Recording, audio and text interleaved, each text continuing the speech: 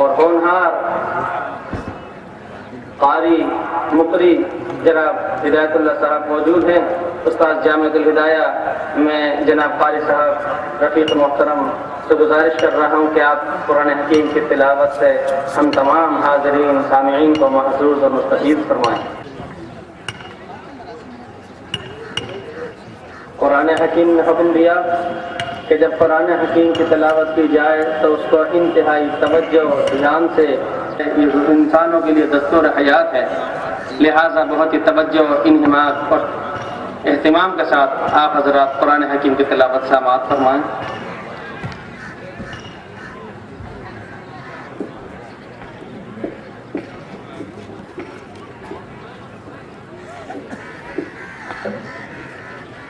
اب حضرت صدر محترم جانشین شیخ الاسلام حضرت مولانا سید ارشد مدنی صدر جمعیت علماء ہند تشریف لا رہے ہیں۔ ان سے میری درخواست ہے کہ وہ اپنے کلیدی خطاب سے نوازیں۔ حضرت مولانا کی خدمت میں شکریہ ادا کیا جاتے ہیں کہ اس وقت حضرت مولانا جدھر جا رہے ہیں، جہاں جا رہے ہیں، وہاں ایک نئی روح اور نئی زندگی پیدا ہو رہی ہے۔ ہم بہت راجستھان کے مسلمانوں کو مبارکباد دیتے ہیں کہ آپ کے ہاں حضرت تشریف لائے، حضرت کے ملفوظات کو اور سے سماعت کریں۔ من يهده الله فلا مضل له ومن يضلله فلا هادي له ونشهد أن لا إله إلا الله وحده لا شريك له ونشهد أن سيدنا ومولانا محمدا عبده ورسوله أما بعد، علماء کرام، مہمانان عظام،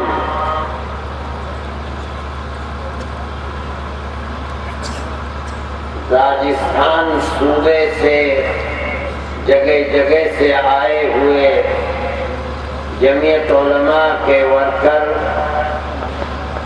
ارباب مدارس اور شہر جے پور کی خصوصیت سے مقتدر شخصیتیں،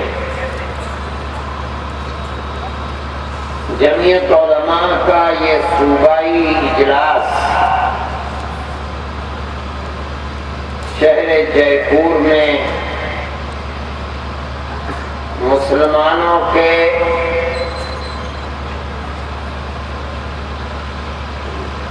اپنی زندگی کے مختلف حالات،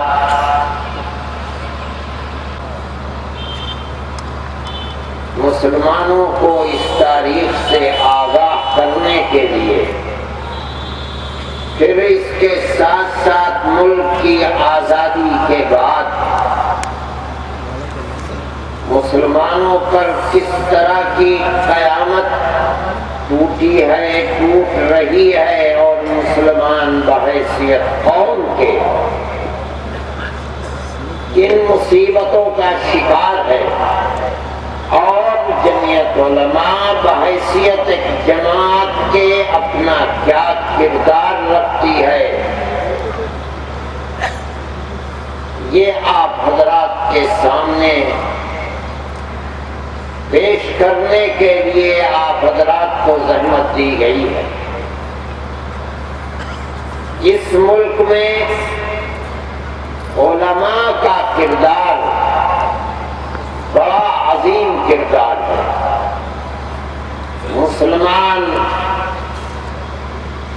خود اپنے اکابر اور اپنے بزرگوں کی تاریخ سے ناواقف ہے۔ وہ یہ نہیں جانتا کہ اس ملک کی آزادی، اس ملک کو سنوارنے کے اندر مسلمان کا کیا کردار رہا ہے۔ وہ نہیں جانتا کہ اس ملک میں بسنے والی کوئی قوم، کوئی طبقہ اس کردار کو پیش کرنے سے قاصر ہے جو مسلمانوں کا اور بالخصوص علماء کا کردار تھا۔ میں بہت مختصر انداز میں، چونکہ وقت کم ہے، آپ کے سامنے پیش کروں گا اس کے بعد یہ نتیجہ نکالنا آپ کا کام ہے کہ مسلمان نے ملک کو کیا دیا، اور ملک کی آزادی کے بعد برسر اقتدار آنے والے طبقوں نے کرسی اقتدار پر بیٹھ کر مسلمان کو کیا دیا۔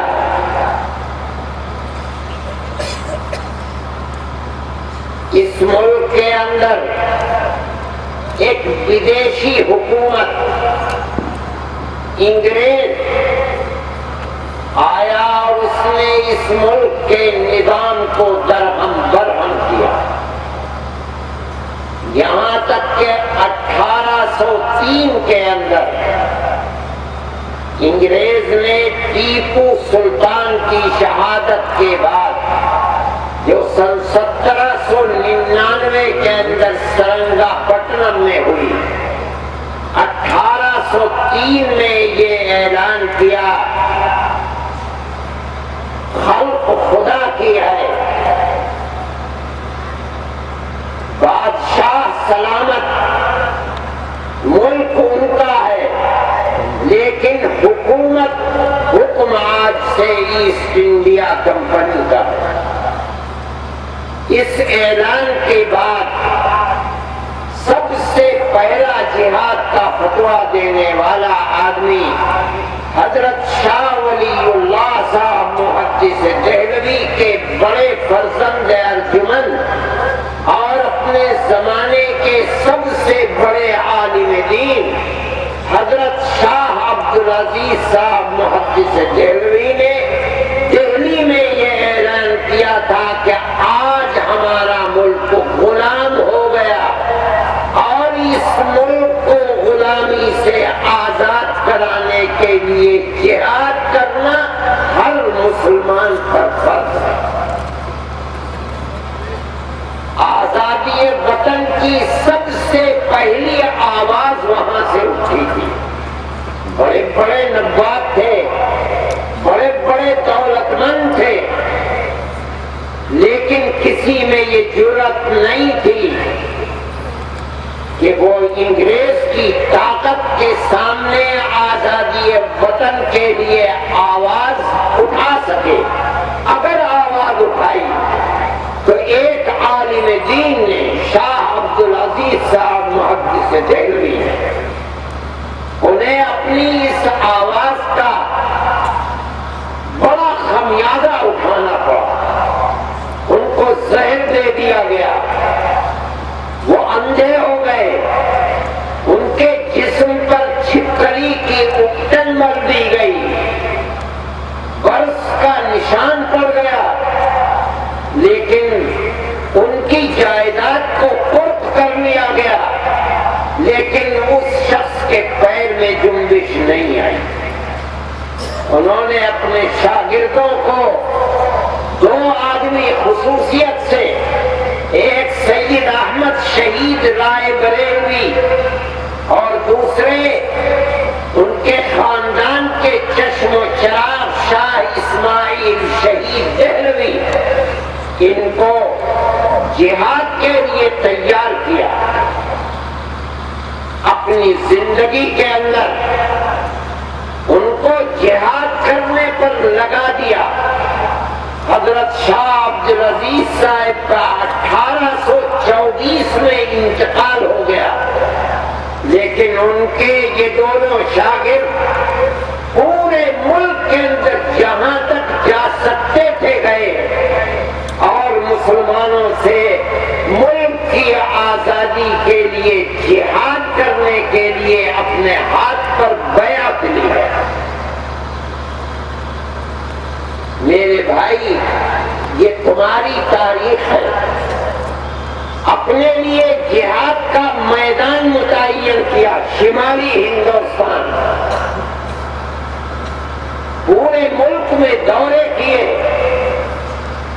تاریخ کے اندر آتا ہے کہ غازی پور بنارس کے قریب پہنچے، اور ایک شخص کا نام آتا ہے فرزند علی خان، شاہ صاحب کے ہاتھ پر بیعت کی، جہاد کی، اور اس زمانے میں جب ایک بکری 8 آنے کی ملتی تھی، اس زمانے میں اس شخص نے اس ملک کی آزادی کے لیے شاہ صاحب کو 1 لاکھ سونے کے چاندی کے سکے چندے میں دیے۔ یہ تمہاری تاریخ ہے۔ اور یہی نہیں، اپنے 6 بیٹوں میں سے ایک جوان بیٹا شاہ صاحب کے حوالے کیا اور یہ کہا کہ میری تمنا ہے کہ جس طرح حضرت ابراہیم نے اپنے بیٹے حضرت اسماعیل کی گردن پر اپنے ہاتھ سے چھری چلائی تھی، اسی طرح آزادی وطن کے لیے جہاد کرتے ہوئے میرے اس جوان بیٹے کی گردن پر چھری چلائی جائے۔ اور تاریخ میں حضرت شاہ صاحب کے ساتھ شہید ہونے والوں میں غازی پور کے جن لوگوں کا نام آتا ہے ان میں فرزند علی خان کا یہ بیٹا بھی ہے۔ یہ مسلمان کی تاریخ ہے، تمہاری تاریخ ہے۔ مسلمان شور مچاتا ہے کہ ملک کے اندر فرقہ پرست ذہنیت نے مسلمان کی تاریخ کو مٹا دیا، مسخ کر دیا۔ نہیں، میں کہتا ہوں کہ مسلمان نے خود اپنی تاریخ کو مٹا دیا۔ جانتے ہی نہیں تو یہ تاریخ اپنی۔ میرے بھائی، یہ سب سے پہلا آزادی وطن کا جہاد ہے جو سن 1831 کے اندر حضرت شاہ احمد شہید رائے بریلوی اور حضرت شاہ اسماعیل شہید رحمت اللہ علیہما نے ملک کے شمال کے اندر لڑتے ہوئے اپنی جان قربان کی ہے۔ آج بھی بالا کوٹ میں ان کے مزار موجود ہیں۔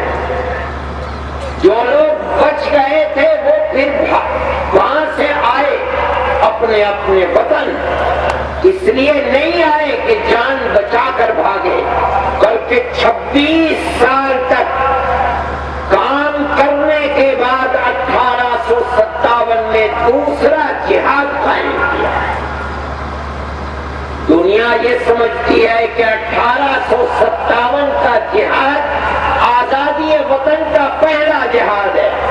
نہیں، دنیا نا آشنا ہے، نا واقف ہے۔ یہ دوسرا جہاد ہے 1857 کا، اور اس جہاد کے اندر بھی 2-4 نہیں، 10-5 نہیں، ہزار کی تعداد میں مسلمان اور علماء شہید ہوئے۔ مراد آباد میں محلہ ہے گل شہید، شہیدوں کی مٹی، آج بھی یہی نام ہے۔ اتنی بڑی تعداد میں مسلمانوں کو 1857 میں ذبح کیا گیا، قتل کیا گیا، پھانسی دی گئی کہ اس جگہ کی زمین سرخ ہو گئی تھی۔ بہت بڑا قبرستان ہے آج بھی۔ وہاں کے نواب تھے، نواب منجو خان، ان کو پکڑ کر تاریخ میں آتا ہے 2 چیزیں، ایک تو زندہ چونے کی بھٹی میں جلا کر راکھ کر دیا گیا، ایک آتا ہے کہ ہاتھی کے پیر سے باندھ کر اور اوپر بیٹھ کر ہاتھی کو دوڑا کر ان کے جسم کے برقچے اڑا دیے گئے۔ یہ تمہاری تاریخ ہے۔ دلی کے اندر 1857 میں تقریباً 33,000 علماء کو شہید کیا گیا، اور ان کے جسموں کو لال قلعہ اور شاہی مسجد کے درمیان میں جو درخت تھے ان پر لٹکایا گیا۔ عام اعلان تھا کہ جس شخص کے چہرے پر داڑھی اور لمبا کرتا ہو بغیر کسی مقدمے کے اس کو قتل کر دیا گیا۔ یہ مسلمان کی تاریخ ہے۔ 1857 کے جہاد میں بھی ناکامی کے بعد مسلمان مایوس نہیں ہوا، اور مسلمان نے تیسرے جہاد کی تیاری کرنے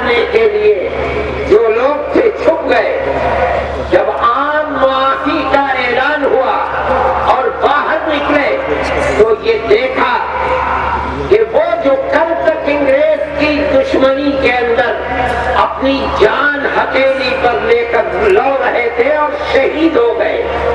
آج انہی کے بچے یتیم بھیک مانگنے کے لیے بازاروں میں نکلے ہوئے ہیں. بیوہ ماں اپنی عزت و ناموس کی حفاظت کے لیے گھر میں بیٹھی ہے اور پادریوں کی ایک یلغار ہے ملک کے اندر. ان یتیم بچوں کے ہاتھ کو پکڑتے ہیں اور کہتے ہیں کہ ہمیں دے دو, ہم انہیں کھلائیں گے مفت, پہنائیں گے مفت, انہیں رکھیں گے مفت اور انہیں مفت تعلیم دے کر کے انہیں گورنمنٹ کی ملازمت دلائیں گے تاکہ گھر عزت و آبرو کے ساتھ چل سکے. یہ ان شہیدوں کی اولاد ہے جنہوں نے انگریز کی دشمنی میں اپنی جان دے ڈالی. آج انگریز انہی کے یتیم بچوں کو پکڑ کر ان کے دل و دماغ کو دھو رہا ہے اور یہ بچے ذہن و دماغ کے ساتھ انگریز کے وفادار بنائے جا رہے ہیں. جب یہ لوگ عام معافی کے اعلان کے بعد نکلے اور انہوں نے یہ دیکھا کہ جو لوگ شہید ہوئے ان کی اولاد انگریز کی وفادار بنائی جا رہی ہے, ان لوگوں نے سر جوڑ کر بیٹھ کر مشورہ کیا اور 1857 کے 9 سال کے بعد دارالعلوم دیوبند کی بنیاد رکھی. اور بالکل اسی طرح ہمیں بچے دو, ہم انہیں مفت پڑھائیں گے, مفت لکھائیں گے, مفت پہنائیں گے, مفت وظیفہ دیں گے اور مجاہد بنا کر دنیا کے اندر پیش کریں گے. دیکھیے, اگر انگریز یہ کہتا ہے کہ ہم مفت پڑھائیں گے لکھائیں گے, کہہ سکتا ہے. اس کا یہ دعویٰ تھا کہ اس کی حکومت کے اندر سورج غروب نہیں ہوتا, لیکن یہ اکابر, یہ علماء جو خود فقیر ہیں, اگر صبح حقا ہے تو شام کو ان کے پاس نہیں, یہ کیسے مدرسہ قائم کر کے اور سینکڑوں اور ہزاروں بچوں کو کہاں سے کھلا دیں گے.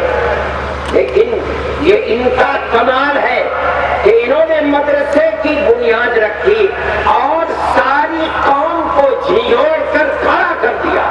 ان سے کہا کہ اس مدرسے کو زندہ کرو, اگر یہ مدرسہ زندہ ہے تو تم زندہ ہو, تمہاری آنے والی نسلیں زندہ ہے, اگر یہ مر گیا تو تم مر گئے, تمہاری آنے والی نسلیں بناؤ. آپ دیکھیے کہ 150 سال کی مدت کے اندر ایک دارالعلوم نہیں, اس دارالعلوم سے سینکڑوں نہیں, ہزار 50,000 دارالعلوم دنیا کے اندر بن گئے. اور کون چلا رہا ہے؟ یہی قوم چلا رہی ہے. یہ ان کی کرامت ہے, ان کی خدا ترسی ہے, اخلاص و للہیت تھی کہ آج سے 150 سال پہلے جو اعلان کیا تھا اور جس راستے پر اس ہندوستانی قوم کو لگایا تھا, آج تک یہ قوم اسی راستے پر چل رہی ہے. میرے بھائی, کہیں کانگریس کا وجود نہیں تھا. کانگریس تو 1884-85 کے اندر اس کا سب سے پہلا اجلاس ہوا, لیکن آپ کے بزرگ, آپ کے باپ دادا 1803 سے آزادی وطن کے لیے قربانیاں دے رہے ہیں. کانگریس کا کہاں وجود ہے؟ 1803 سے 81 سال کے بعد کانگریس کا وجود ہوا ہے, جبکہ اس سے پہلے 2 جہادوں کے اندر لاکھوں کی تعداد کے اندر مسلمان شہید ہو چکا تھا اور سب سے بڑی تعداد علماء کی. یہ تمہاری تاریخ ہے, مسلمان اپنی تاریخ سے ناآشنا ہے. اور آپ سمجھیں, آپ اٹھا کر دیکھیے, کانگریس کا سب سے پہلا جلسہ دلی کے اندر 85 میں ہوا, 1885 میں. کانگریس میں یہ جرأت نہیں ہے کہ وہ آزادی وطن کی تجویز بھی پاس کر سکے, ہمت نہیں تھی. جو سب سے پہلی تجویزیں ہیں اس میں آتا ہے کہ کانگریس وجود میں کیوں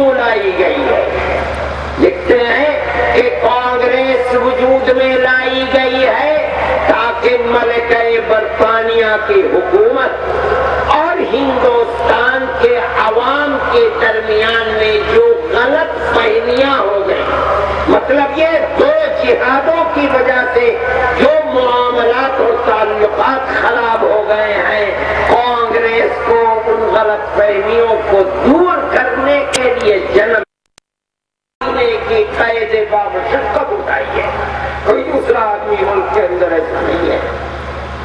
اور جب حضرت مولانا چھوٹ کر آئے ہیں اور جہاز بمبئی کی گودی پر پہنچا ہے، مہاتما گاندھی اور بے شمار خلق خدا امن پڑی، جہاز میں لوگوں کو جانے نہیں دیا، بلکہ ریاست بہاولپور کے جو مدار المحال تھے نواب صاحب کے سر رحیم بخش، ان کا تعلق تھا حضرت شیخ الہند رحمۃ اللہ علیہ سے، اور انگریز نے ان کو خطاب دیا تھا سر کا، ان سے کہا کہ آپ جائیں پہلے، کچھ گئے شیخ الہند کے پاس ان کی ذہن سازی کرنے کے لیے، اور ان سے جا کر کہا کہ حضرت آپ دارالعلوم دیوبند کے صدر المدرسین اور شیخ الحدیث تھے، بخاری کا درس دیتے تھے، اور آپ شیخ وقت تھے،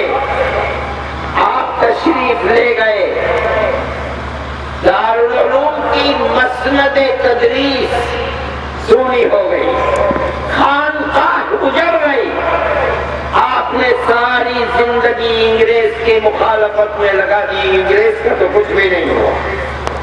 ہماری یہ تمنا ہے کہ آپ تشریف لائے ہیں تو خانقاہ میں بیٹھ